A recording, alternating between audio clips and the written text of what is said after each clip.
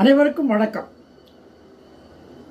நாளும் ஒரு வாக்காளர் விழிப்புணர்வு செய்தியோடு நான் கவிஞர் பேரா.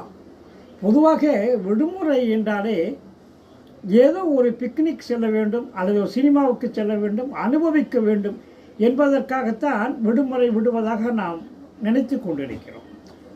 ஆனால் இந்திய தேர்தல் ஆணையம் வாக்களிப்பதற்காக வாக்குப்பதிவு நாளான ஏப்ரல் 23 அன்று தமிழ்நாட்டில் பொது விடுமுறையாக அறிவித்திருக்கிறது.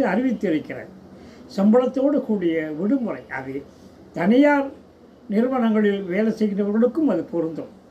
அந்த நாளில் நாம் பிக்னிக் செல்லக்கூடாது, படம் பார்க்க செல்லக்கூடாது, வாக்களிக்க செல்ல வேண்டும். அதற்காகத்தான் விடுமுறை விடப்படுகிறது. இந்த செய்தியோடு இன்றைக்கு நான் விடைபெறுகின்றேன்.